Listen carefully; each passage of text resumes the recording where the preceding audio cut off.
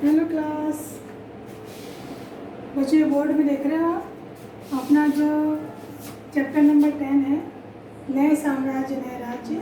ठीक है, वो समाप्त हो चुका है और उसमें हमने जो जो पढ़ा उसमें क्या समझ में आया आपको, ये हम देखेंगे क्वेश्चन आंसर्स में, अभ्यास कार्य में। तो बुक में आप अपने देखते जाएं। पहला जो क्वेश्चन है इसमें मैंने यहाँ पे नंबर 1 लिखा है। अभ्यास कार्य में पहले में आपको बताना है सही गलत क्या है, कौन सा वाक्य सही है, कौन सा वाक्य गलत है। मैंने यहाँ पर केवल आंसर लिखे हैं, सही गलत जो भी है। तो अब मैं आपको यहाँ पर प्रॉपर बता रही हूँ, वाक्य पढ़ रही हूँ मैं, ठीक है, और वो वाक्य कैसा है, सही है या गलत है। पहला, हरिसेन बच्चे कवि है, ठीक है। उन्होंने गौतमी पुत्र से सत्कर्णी की प्रशंसा में प्रशस्ति लिखी थी। तो ये वाक्य जो है वो गलत है। तो पहला वाक्य आप क्या करेंगे, गलत।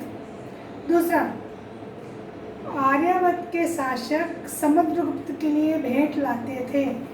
ये वाक्य भी क्या है, गलत है। तो पहला और दूसरा गलत। तीसरा, दक्षिणापथ में 12 शासक थे। ये सही है। तो तीसरा क्या आ जाएगा अपना, सही। चौथा, गुप्त शासकों के नियंत्रण में 2 महत्वपूर्ण केंद्र थे, तक्षशिला और मदुरई। तो ये जो गाय है ये भी क्या होगा, गलत। फिर आता है यहाँ पर इस तरह से, इसे 1 2 3 4 5 यहाँ पर हो गए, है ना। तो 1 2 3 4 5 हैं। फिर लास्ट में पर यहाँ पर देख लेंगे, आ जाएगा यहाँ पर, और फिर इसलिए हम इसको वाक्य से मिलान कर रहे हैं। तो ग में यहाँ पर आ जाएगा गलत। फिर इसके बाद जो है वो भी आ जाएगा गलत। वाक्य ऐहोल पल्लवों की राजधानी थी, ठीक है, ये भी गलत। फिर च में आ जाएगा सही। दक्षिण भारत में स्थानीय सभाएं सदियों तक काम करती रही थी। तो ये हो जाएगा सही। तो इस तरह से आंसर क्या हुआ है, गलत गलत सही, गलत गलत सही, ठीक है। 2 गलत फिर सही, फिर 2 गलत फिर सही, इस तरह से। अगला क्वेश्चन, हर्षवर्धन जो था राजा, उसकी जीवनी, आपको मैंने पहले बताया था कि जो भी राजा होते थे उनके काल में बहुत सारे जो है तीर्थयात्री भी हुआ करते थे, आते थे। कई जो लेखक कवि उनके राज दरबार में रहा करते थे। तो उन्होंने क्या किया था कि उनके बारे में बहुत सारी प्रशंसा या प्रशस्तियाँ लिखी थी। तो देखिए यहाँ पर जिक्र आ रहा है बाणभट्ट का, ठीक है, तीर्थयात्री पिता श्वेनसांग, उसकी जानकारी आ रही है। तो यहाँ पर आता है प्रश्न कि उनके जीवन गाथा किस किसने लिखी। तो श्वेनसांग, रविकीर्ति, बाणभट्ट जो हैं, इन्होंने राजाओं के बारे में प्रशंसा लिखी थी, प्रशस्ति जो वो लिखी थी। फिर अगला क्वेश्चन आता है कि राजा जो हुआ करते थे उन्होंने सैन्य संगठन में, मतलब इस युग में सैन्य संगठन में क्या बदलाव आए। ठीक है, ये क्वेश्चन है कि इस युग में सैन्य संगठन में क्या बदलाव आए। तो बदलाव यह है कि उस समय जो राजा हुआ करता था उसने पुराने शासकों की तरह ही, जैसे पुराने राजा होते थे, इन्होंने जिस तरह से अपनी जो सेना वेना रखी हुई थी, तो इन राजाओं ने भी पुराने शासकों की तरह ही पुरानी सेनाएं जो संगठित हुआ करती थी उनको अपने यहाँ पर रखा था। ये पुरानी सेना रखने में ही विश्वास रखते थे जो संगठित होते। सेना में हाथी भी होते थे, ठीक है, घुड़सवार भी होते थे, रथ भी होते थे, और जो पैदल सिपाही हैं वो भी यहाँ पर होते थे। तो ये आपका आंसर यहाँ पे मिल जाएगा।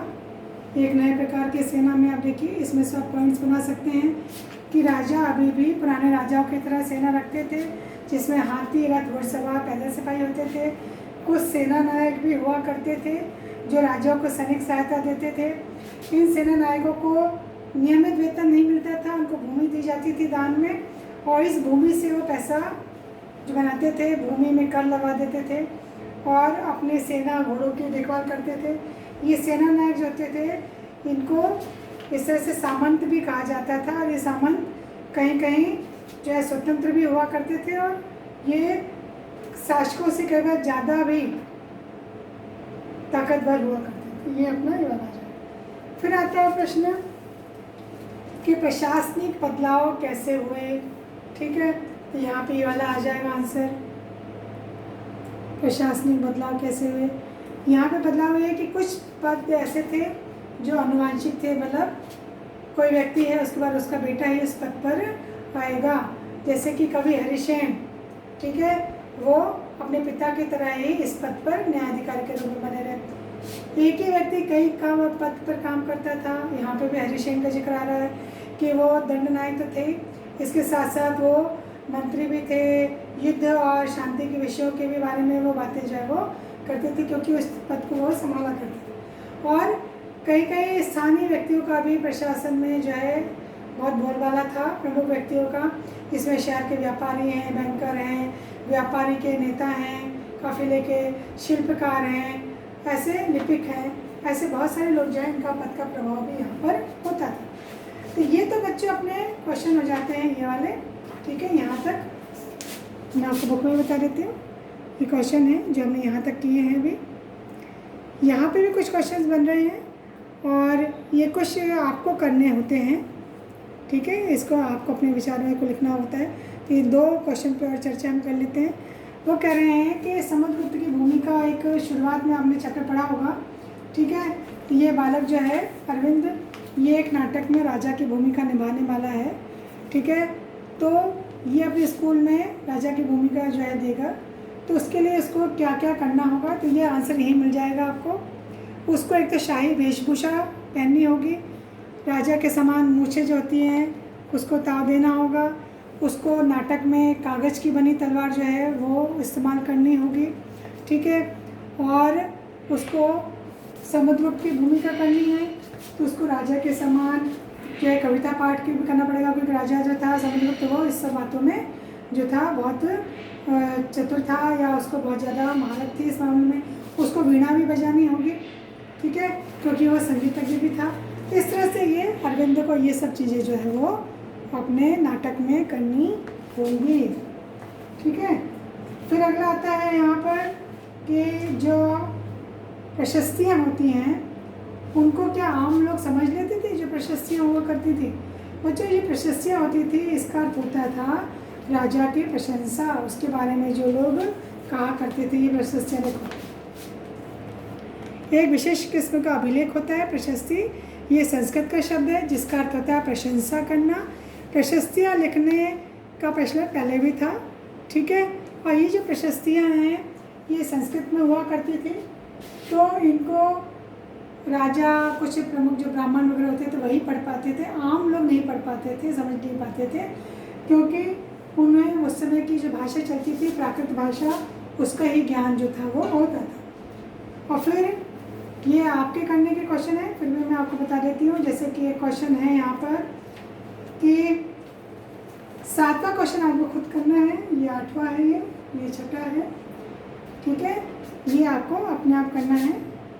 ये जो है युद्ध का असर क्या होता है, ये जब युद्ध हुआ करते थे बच्चे तो उसका असर अच्छा नहीं होता था, क्योंकि युद्ध में जब ये पूरी सेना आती थी तो जहाँ जहाँ से गुजरती थी वहाँ वहाँ ये बहुत ज़्यादा विनाश विध्वंस जो एक तरह से कर दिया करती थी, क्योंकि इतने सारे हाथी घुड़सवार रथ निकलते थे, तो दूर दूर तक धूल धुआं गर्द विनाश विध्वंस ये वहाँ पर जो है वो दिखाई देता था। और इससे आम नागरिक का जो जीवन है वो भी बहुत ज़्यादा प्रभावित होता था। क्यों?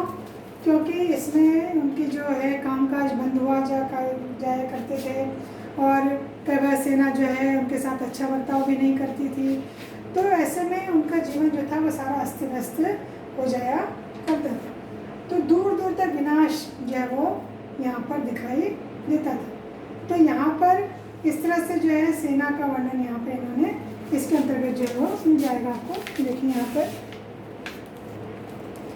ये ऊँट का, गाड़ियों का, हाथियों का काफिला आ रहा है।